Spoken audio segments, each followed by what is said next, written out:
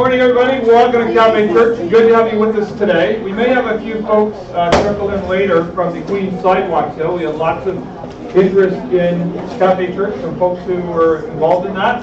This is, of course, a big event that's held at Queens. There were, I think, 10,000 students that went by us during the day. Quite a number took flyers.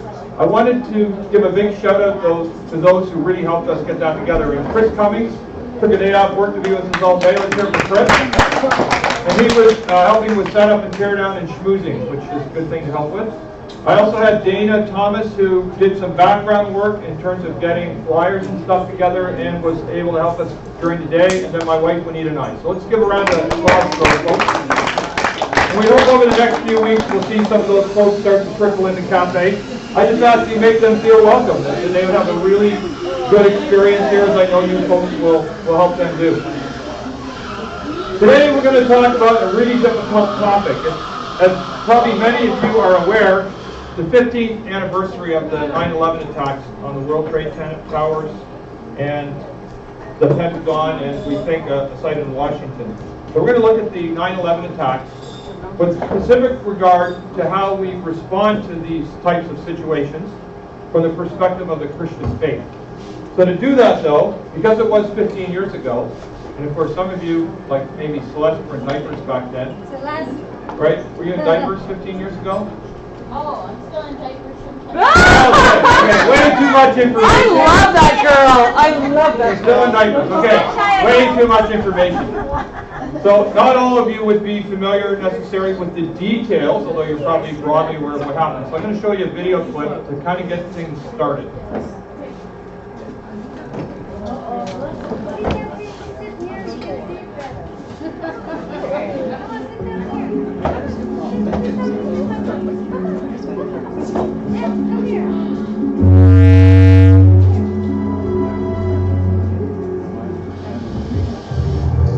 Today, jury selection begins in a critical phase of the trial of Andrea Yates, accused of drowning her 5 children.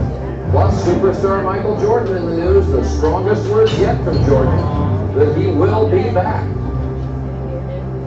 Good morning, America. I'm Charles Gibson. I'm Diane Sawyer. It's Tuesday, September 11, 2001. Michael may be back. He's saying it.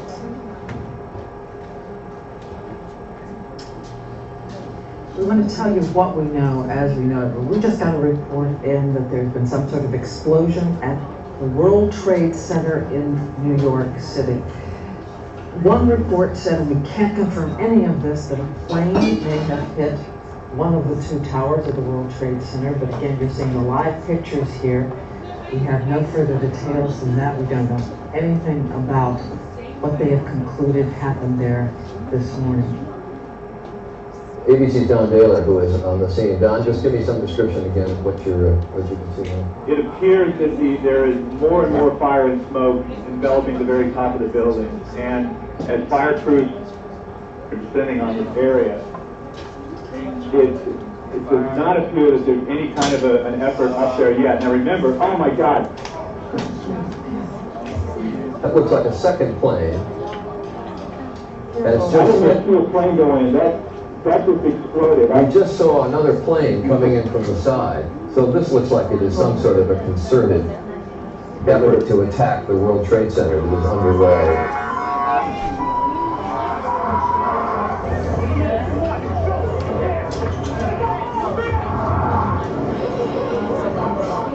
Today we've had a national tragedy.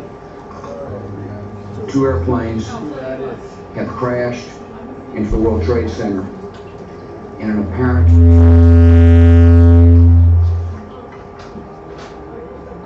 that is the courtyard of the Pentagon. The Pentagon is indeed exactly what it's described, just on the other side of the Potomac River from the Capitol, and there you see fires burning in the courtyard of the Pentagon, confirming what we've been told almost immediately by eyewitnesses. The Pentagon itself has caved in from the top.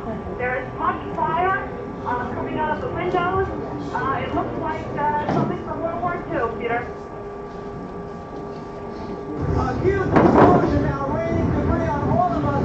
We better get out of the way.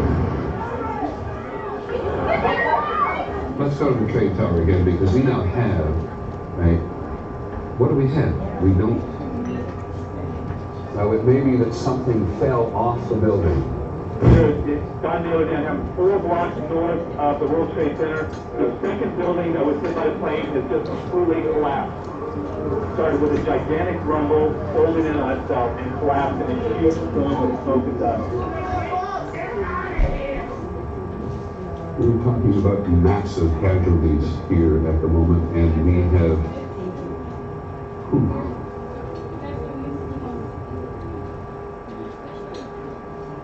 I'm just going to add to the chaos and the trauma of the day by saying that a large plane has now crashed about 80 miles southeast of Pittsburgh.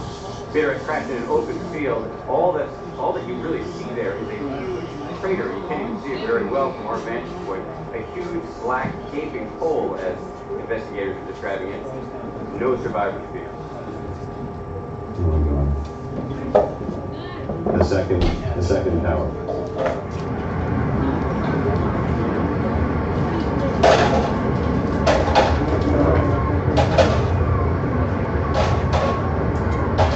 It's hard to put it into words, and maybe one doesn't need that.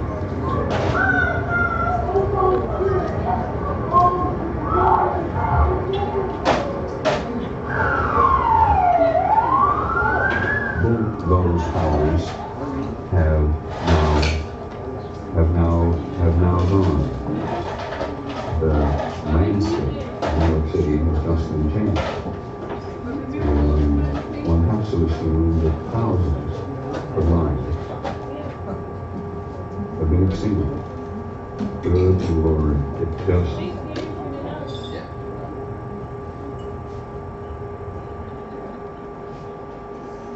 This scene on the steps of the Capitol building tonight, this is the sun that's going down.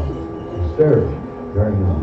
From the mountain to the prairie to the ocean, right before God bless America, my home sweet home. God bless America, my home sweet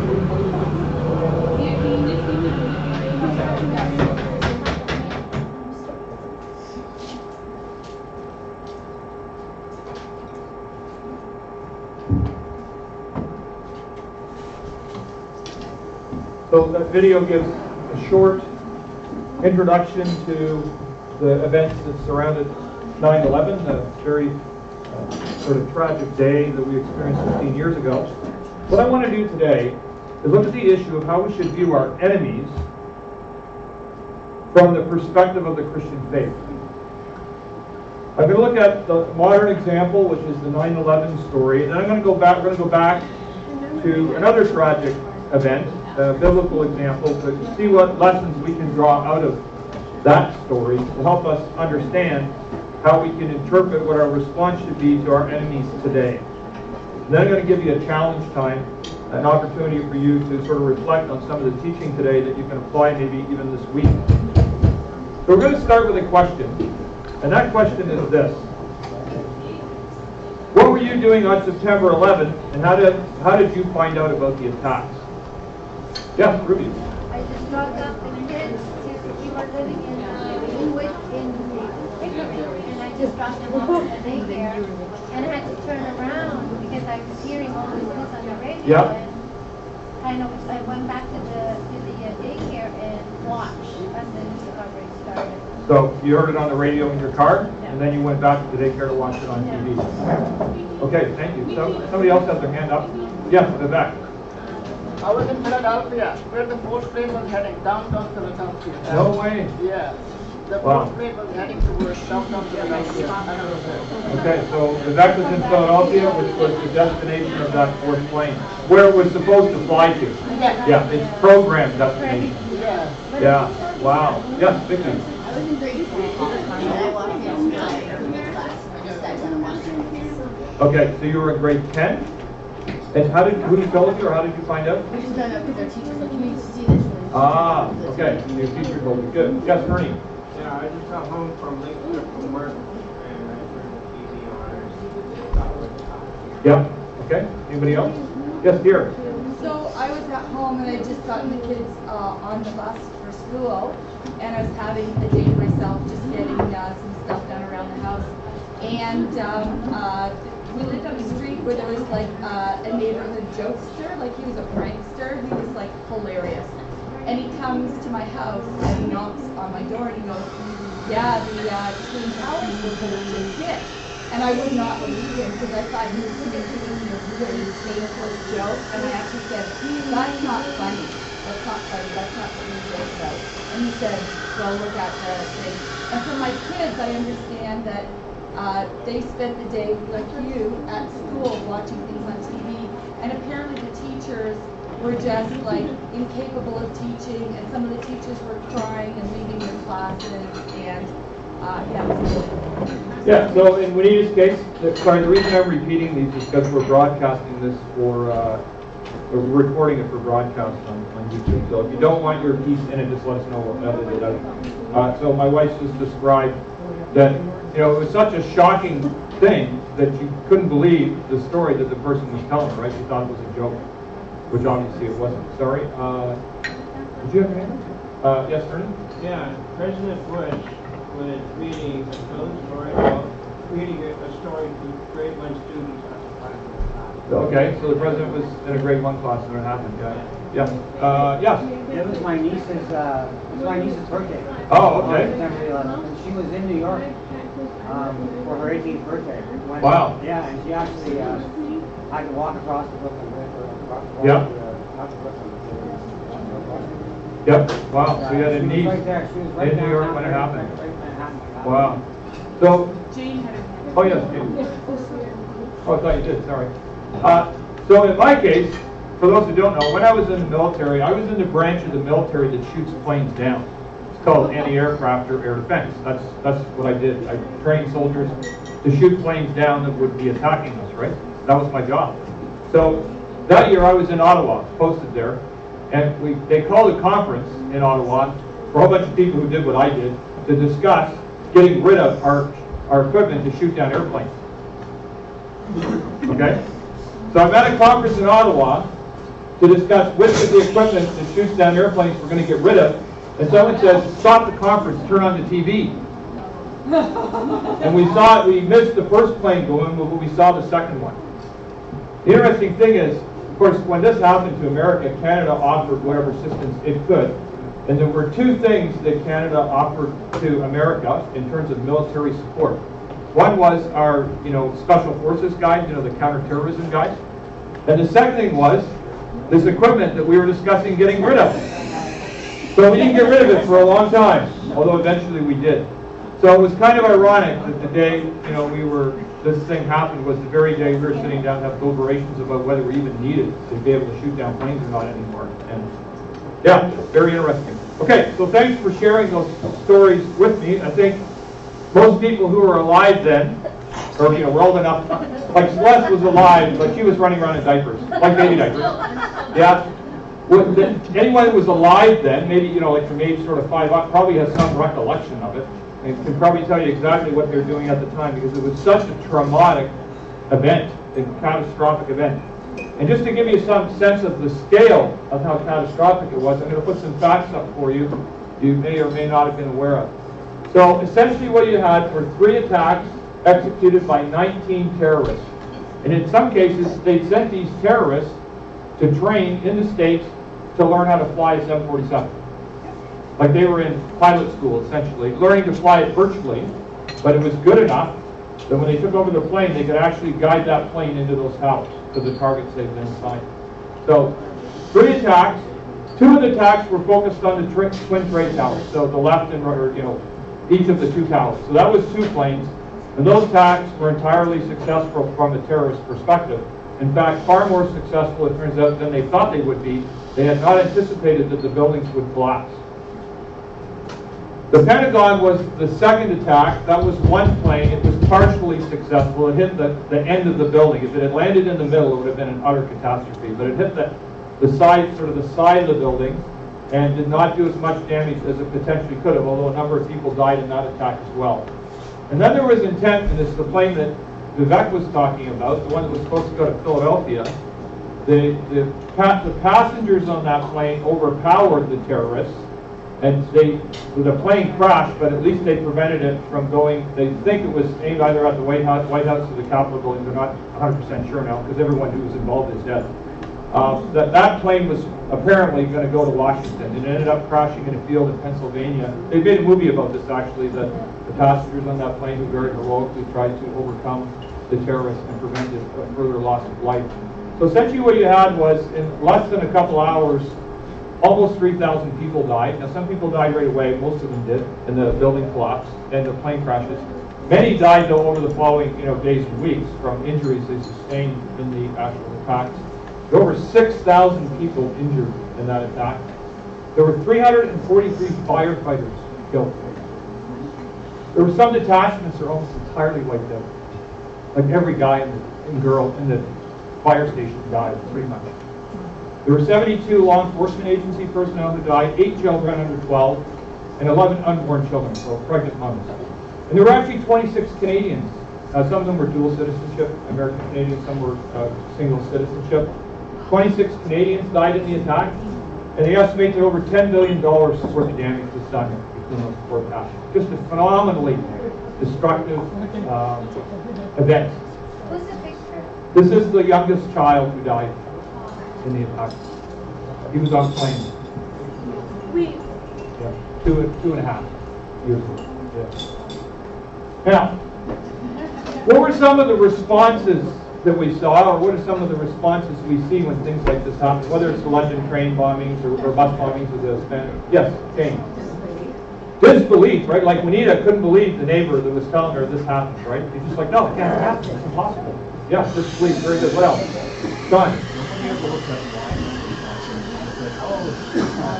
Yes. Sure. Yep. Yep. What's the underlying factors that drove them to resort to this type of? Yeah. Okay, that's good. Now, in the immediate aftermath of the attack, I mean, their main concern was to make sure no more attacks happened and to treat the wounded and so on. As time goes on, though, and you're trying to figure out how do we stop it from happening again, that's a very important question to ask: is how did this all? What were the root causes of it? Yeah. Okay, good. What else? What are some other reactions people naturally have? Ruby? Like trying to find out who would do such a thing. Like, yeah. Who are these?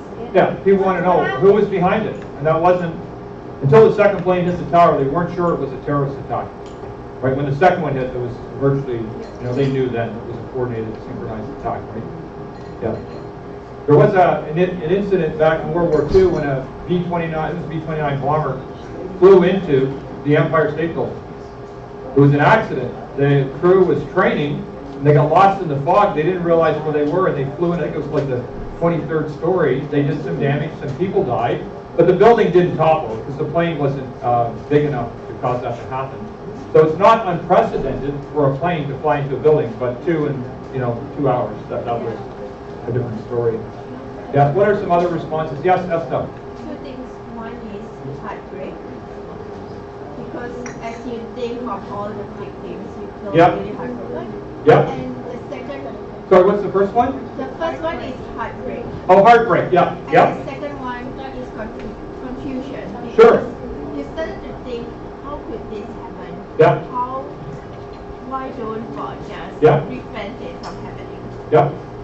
And what were some of the, there were a couple of incidents that happened following this attack that kind of caught the news. Anybody, in regards to people's response that perhaps was inappropriate, does anybody remember? Robbing, like looting? Yeah, so there were some instances where people were taking advantage of the confusion to do that, yeah. So people are taking, being opportunistic, yeah, sure, yes, Vivek. I thought of a building evacuation system. Yeah. Water pattern for the. What, sorry? I developed a building. Oh, like a way you could help it not happen again, or help more people get out. Right. Yeah, so people say, well, what are some concrete steps we can take to make sure this doesn't happen again, right? Yeah. Absolutely, yeah. Yep, okay. There were a couple of, I would call them inappropriate responses to this incident that were featured in the news. They happened in the U.S. Well, I was just going to say, I don't know, but to say that would have been after that they accused the Yes. government that they knew this was going to happen and they Oh, yeah. didn't do anything? Right, so there was conspiracy theorists, like some people have a theory which is that the plane that landed at the Pentagon wasn't a plane, and they have a bunch of images that say what could have been a plane, in fact it had to be a bomb. Okay, fine, except that there were 3 planes that did crash, and we have video footage of that, so that doesn't make any sense at all. What I meant was that the government knew, had a warning that there was going to be Oh, a right. terrorist attack. Okay, so, But they didn't act on it. right, okay, so that maybe the government had They some take it as indicators, fact. would Yeah, have they had suggested. indicators, but they didn't act. They didn't act, okay, yeah. Gene? How many people thought, they had it coming to them? Yes, okay, some people in the world might have said, you know what, you got what you deserve. I mean, look what was attacked. World Trade Tower, right, center of commerce in New York City, very prominent financial activities there. The Pentagon, so the top headquarters of the U.S. military forces, and if the plane had hit Washington, D.C., it probably would either been the Capitol building or the White House, right? So the center of, so you got economic, financial, and political centers all being targeted, right? They were sending a message, obviously, right? And some people might say, well, you got what you deserve. Like, that could be a response that people could have. What I was getting at was, once it was found out that when the first reports started to trickle out that it was terrorists, and they had some indications they might have been of Middle Eastern backgrounds like Al-Qaeda or some other terrorist group, people started basically the vigilante sort of. So one guy was like a Sikh, right? Like he has nothing to do with Islam, nothing to do with the Middle East, and nothing to do with Al-Qaeda, but he was different and he stood out. And so what you started to see was people trying to target people, like they're doing this group, group labeling sort of thing, and threats against Muslims, like totally wrong responses. Right now, I understand there's anger and frustration, but then it becomes misdirected because in some cases they got the entire wrong ethnic group. But even then, it's wrong to target an ethnic group. Right? This was 19 individuals. There are white Americans who've planted bombs. Timothy McVeigh is probably one of the most famous U.S. homegrown, like he was an American, white American guy, who blew up a federal building and killed the daycare in there, killed a bunch of kids. So this guy's a terrible man. So the tendency is to immediately lash out. Right? That often happens in these types of scenarios because people are angry, right? They want to vent their frustration in their anger, and some of that did happen when this attack occurred. Yeah, there's yes, Chris, go ahead. Insurance went up. We used to send Jenny up to Marywood Easter Seals Camp by herself. Yep. Be with the staff there. After 9/11 happened, we could no longer send her to Easter Seals Camp because the insurance rates went skyrocketing. But it affected other parts of like there were long-term effects. And a whole bunch of legislative changes in the U.S., which some people have argued, and in Canada for that matter, some people have argued are undermining civil rights. They're giving too many powers to the government in an effort to make sure they have the clear indicators and warnings that they need. And that is a struggle. I'm not taking a side in this debate. I'm just saying that this was a fallout of it. More legislation came in. Not everyone is happy with that legislation. Border security. Yeah, border security's gone up. So, disbelief, overwhelming shock, helplessness, frustration, those are normal, natural responses. Then what happens though is you end up in anger, desire for revenge, vigilantism, hatred, and racism. Those are also emotions which you can see manifested sometimes when such scenarios happen.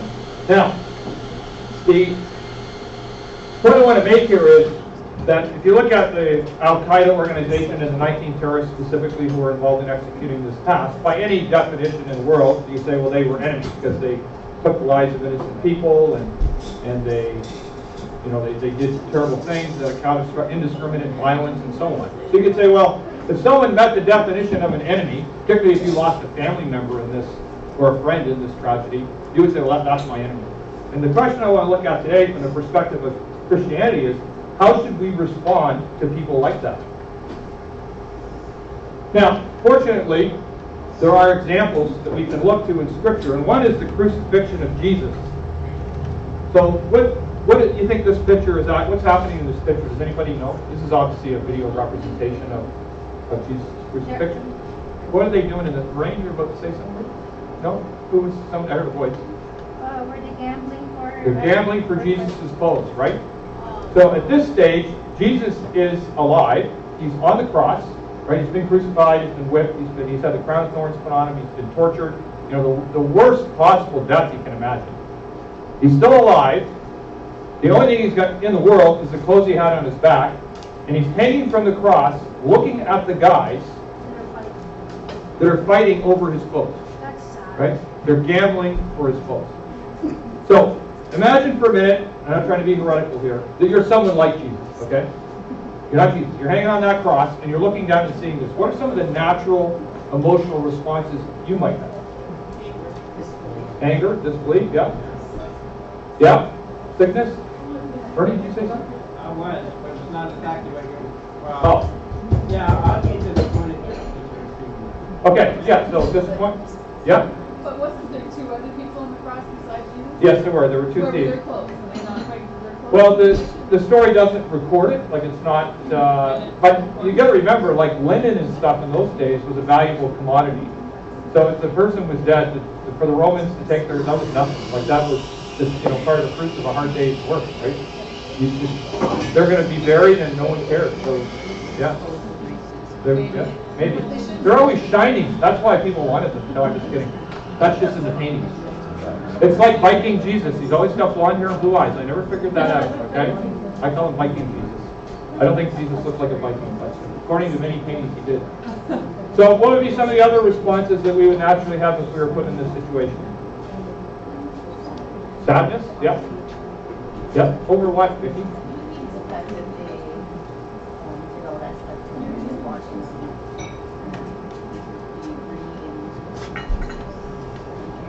Yeah, yeah.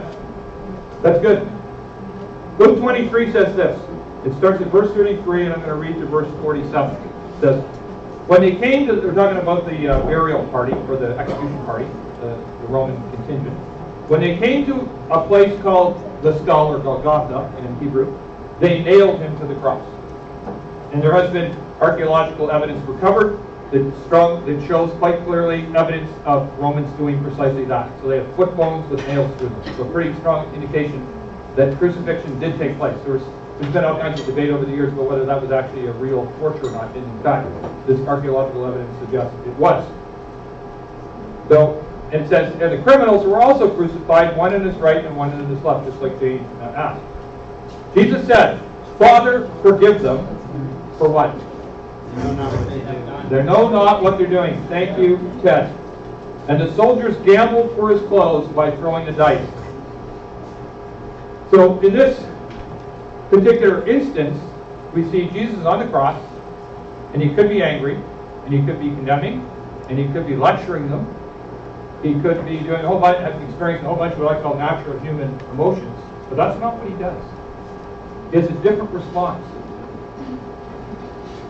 His response is to look at them in a different way. What are some of the elements of this response that stand out for you? I'll read it again and then you tell me. Father, forgive them, for they don't know what they're doing. So pity or compassion maybe? Right? What else? Very good, James. That's actually right. They don't understand. They don't understand the concept of Jesus taking on the cross. Yeah, so they don't understand what just happened, right? The big picture. They know they executed just another guy. They just done two, so there's the third one. It's just another day at the factory, right? You know, except they execute people. That was what they're doing. They have no idea what the spiritual connotation or issue is that you know, this profound event in history, the most profound event in history from a Christian perspective. Yes, that's that. If you link it back to what we learned over the last few weeks, yes, it's actually mercy. Yes. Because he could have just asked God, his father, to send in thunder and just yep. kill all of them. Yeah, absolutely. Yeah. Sorrow, yeah. What for, Jane, exactly? What specifically do you think? But again, to what was said, they're not understanding. Yeah. And that they just don't comprehend. They're not getting what they did. What they've just done. Yeah. It's kind of like, you know, some of you have had kids before, so you might be able to relate to this. So when you have a young child, like around 3 or 4, you're trying to teach them, like, don't touch this, right? Like hot stove, right? You know, don't stick your hand in the vacuum, you know, all those kind of things. And what do kids do? They do it, right? You go, okay, I just told you not to touch the hot stove, right? So in a way, you have compassion, like you should be angry at them because they did exactly what you told them not to do. But they're there crying because they burned the hand, they got a blister, and come here, you know, put some ice on it. So you have compassion for them, even though they were being disobedient. Like they're in trouble because they didn't listen to you. And I think God kind of looks like that at us that way too. And we tend to sensationalize some of the bad stuff we do. We say, well, that's so bad, you know, that person can't experience this forgiveness, or that person doesn't deserve compassion. But when God's looking at us in heaven, right, He's saying, oh my goodness, my 8 billion poorly behaved children are at it again. You think 3 was a handful? Man, try 8 billion, okay? I told them not to touch the stove, you know, and 7 billion of them did today, right? So this idea of having compassion for them is very important because really they're doing things without understanding what they've just done. This is the real issue. What else? We got compassion? Without compassion, I believe that we say to our children, and God also says, well, serves you right. Yep. You didn't follow my way. You didn't Yep. Listen to me when you tried to help Okay. me. So it looks good on you because you Yep. never, like I think sometimes Yep. it's said to us. Okay, yep, so we need correction, basically, yeah. Yeah, sometimes God will put things in our life to get our attention to say, don't do whatever that thing is you're doing, because that's not what I want you to do. What else? Repenting, forgiveness. Forgiveness, okay, that's the word, right? So they didn't repent. They're now gambling for his clothes, right? They just hammered him into a cross with nails, no anesthetic, hung him up, and now they're gambling for his clothes. And his response is, forgive them. I know, I just find that's like standing at the World Trade Towers as they're collapsing, and you saw the emotional response of the people in the hallway, right? They're just totally overcome by it. But imagine Jesus standing there saying, Father, forgive those 19 terrorists. They know not what they do. That would be Jesus' response. This is what this passage shows us. What else? So there's 3 things in this. There's compassion, there's forgiveness. There's one other thing happening here.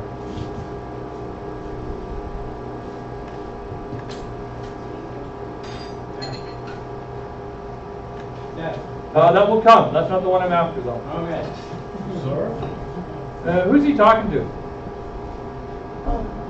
What do we call that when you talk to God? Prayer. He's praying for them. Okay, so we see in Jesus' response, we see compassion, we see forgiveness, and we see prayer. These are important lessons for us to understand. This is love exemplified in this passage in Luke. The interesting thing happens is Jesus dies, and when he dies, there's some cataclysmic events that happen in Jerusalem. One of the things that happens is that the veil that covers kind of the Holy of Holies in the temple is ripped from top to bottom. This is a place where, you know, your average people can't go in, only like the high priest can go in. And it's like the secret place where God is.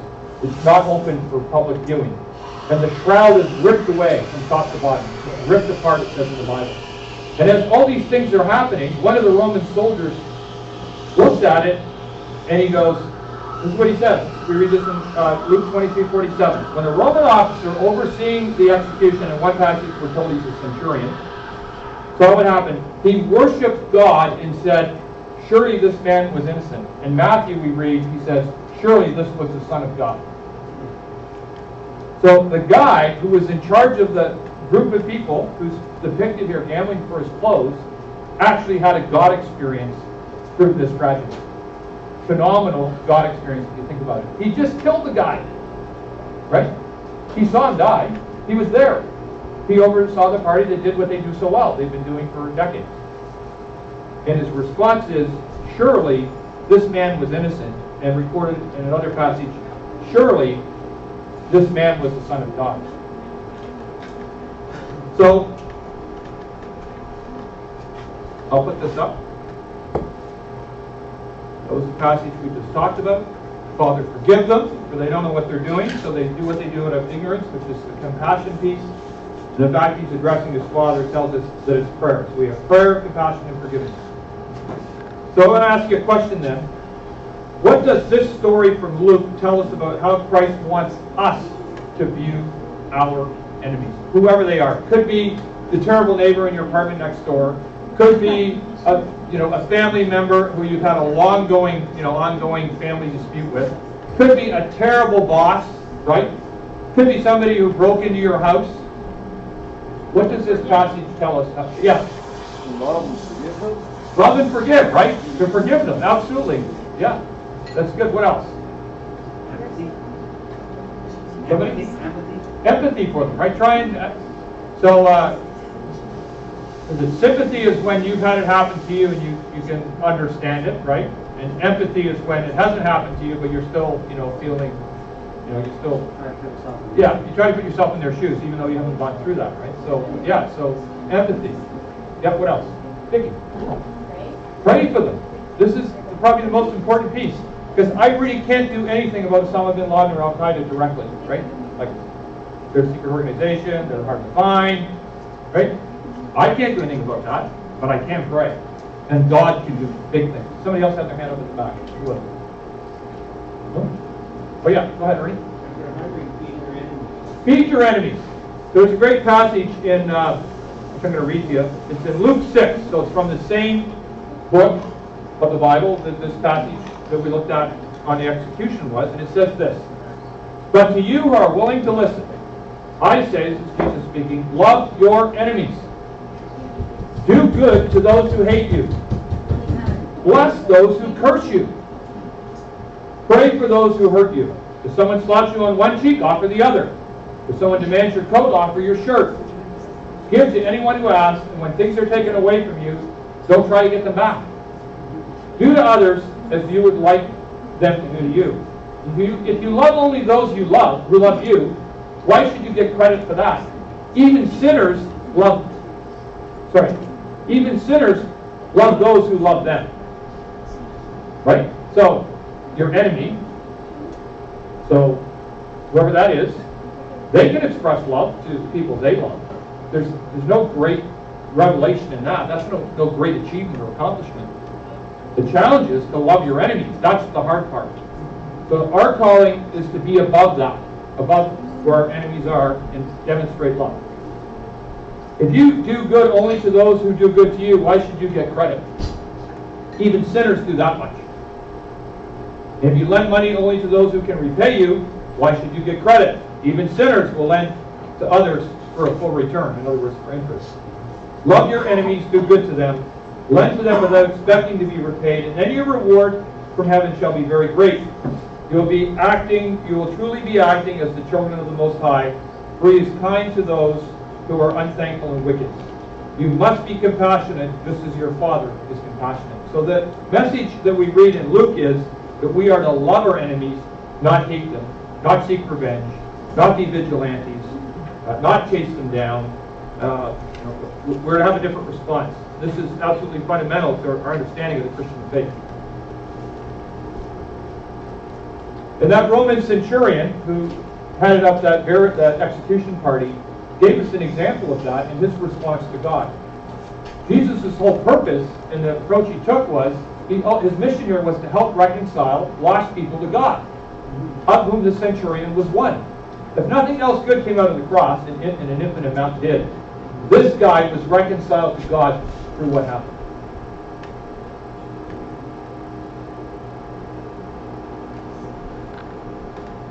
So Osama bin Laden was killed on the 2nd of May 2011 by U.S. Special Forces who launched a raid into Pakistan in the compound where he was staying. And they went in and they ended up shooting him. They took his body to Afghanistan. They had DNA evidence from his other family members who willingly provided that. Some of them live in the U.S. So they were able to positively verify that that was actually Osama bin Laden. And then, in accordance with Muslim tradition, he was buried at sea 24 hours later. Now, the reason they didn't bury him in the ground is they didn't want to create a shrine where, people from around the world would come and, kind of idolize him. So buried at sea, you can't do that. But I want to ask you a question. This is a very important question. If Osama bin Laden had become a follower of Christ before his death, before those special forces guys came in and shot him, how would this change how you view him? And was the architect behind 3,000 deaths. How would that change your view?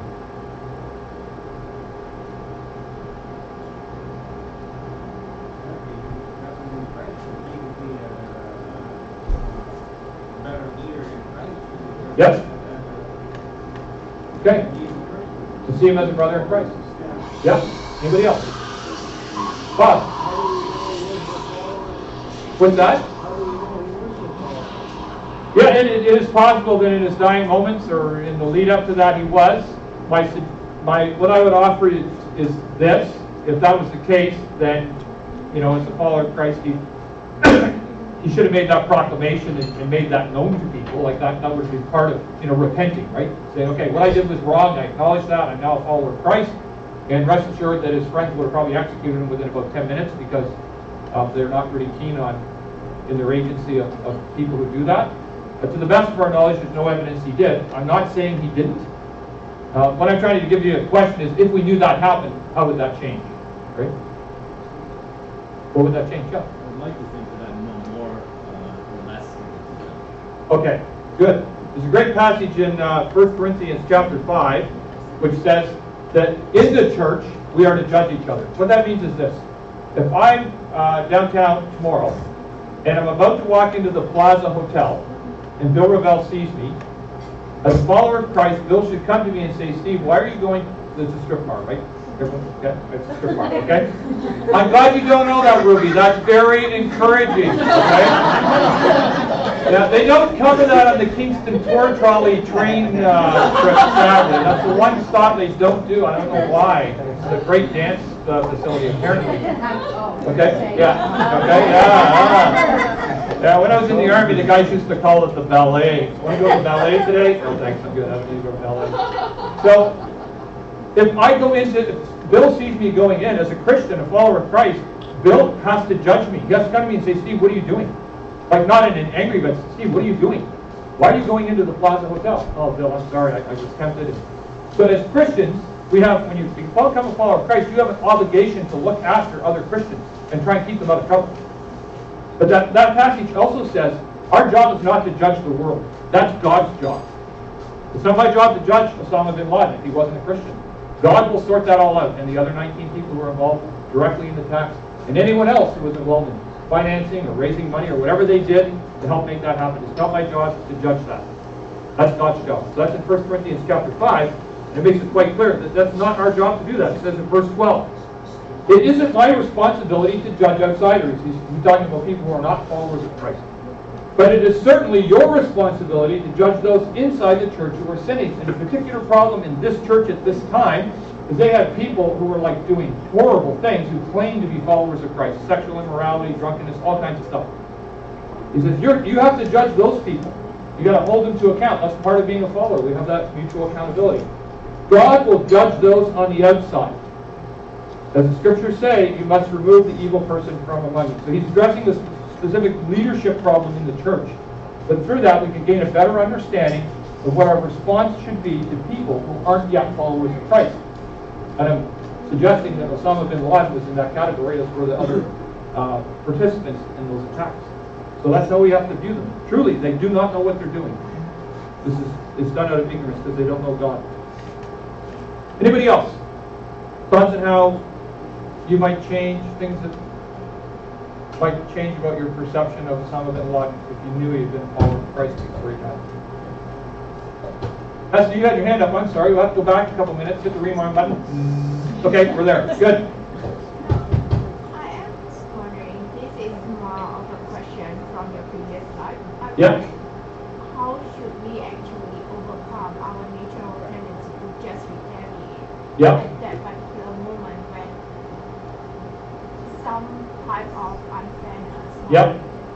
wrongdoing, or even when you saw that particular attack, your Yep. first response is that. Yep.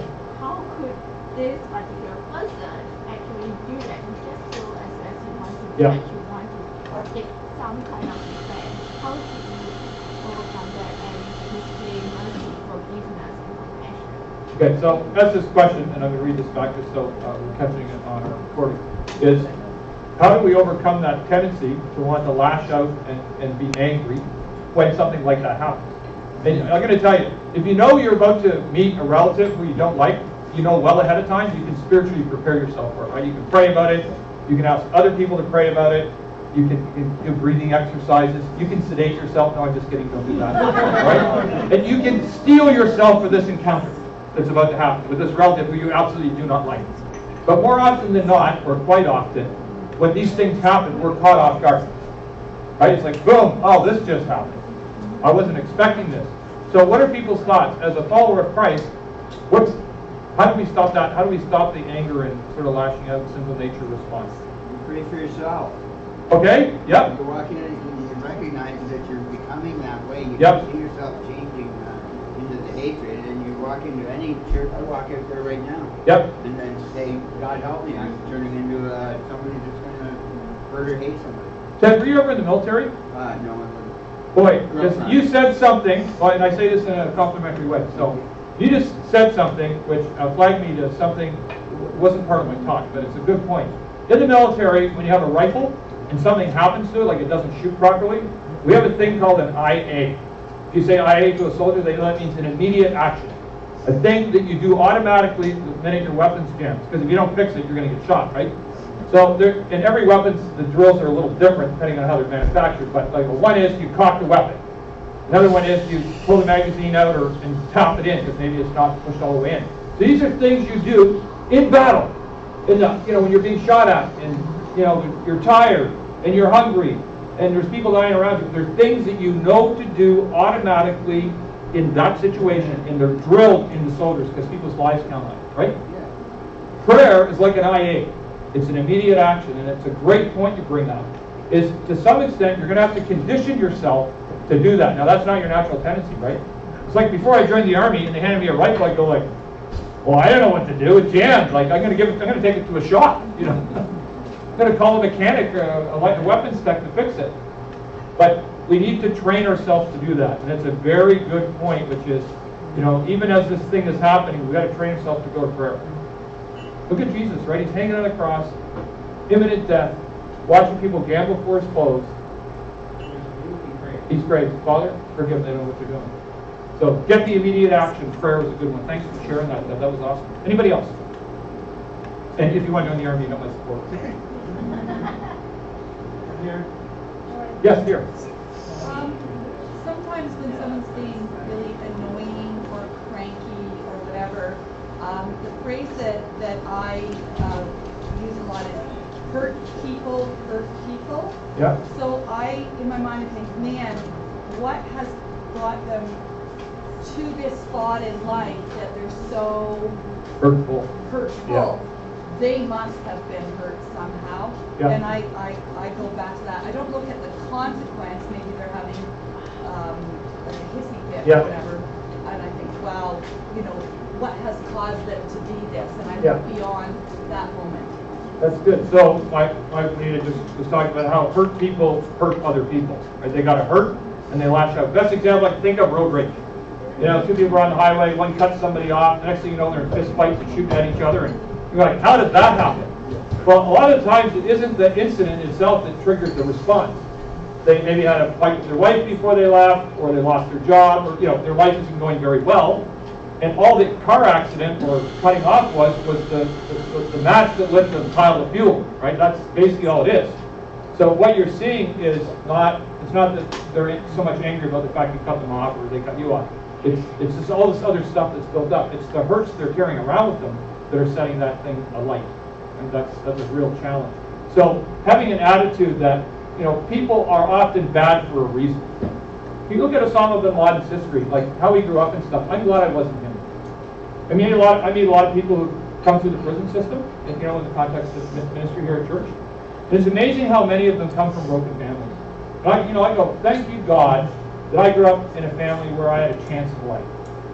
So many people are brought up in family environments where, quite frankly, they're already way behind the 8 ball long before they start.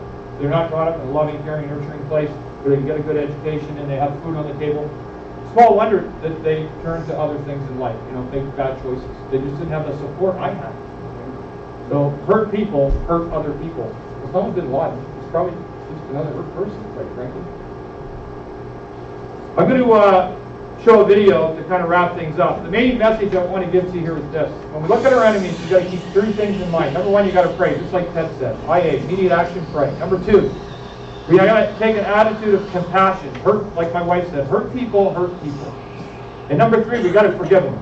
And forgive them, and forgive them, and forgive them, and show love. So I'd encourage you, as you head out this week, to keep that in mind. The whole reason Jesus did this was his mission was to reconcile men, all men and women, to God, including the Osama bin Ladens, including the Steve Fitzmillets. That was the mission, and we saw it with the centurion, this hated occupying power, this pagan military guy who just finished overseeing the execution of Jesus, is brought into the kingdom that very day. And that's God's call to all of us here today if you're not there. So today, we looked at the issue of how we should view our enemies, including specifically from the perspective of the Christian faith. To summarize, Satan, he likes us to take the easy path and hate our enemies, which is so easy to do. What God calls us to do is show compassion, forgiveness, and prayer, and love, and to help them, and with a view to helping them enter God's kingdom. And notwithstanding all the bad things that Osama bin Laden did, it would be an opportunity for me to rejoice if I knew in his dying moments he'd actually made a commitment to Christ. Did he? We don't know. We'll find out when we get to heaven. So I got a closing video which I want to show you. And I picked this one because it includes 9/11 background cinematography to it. But it also reminds us that God's grace is sufficient for all, no matter what we've done in our life, no matter what our history is. So I'll play that, and then we'll break for lunch. We've got soup on for you. We'd love you to hang around so you can do that soup and bread and stuff. We'd love you to hang out with us.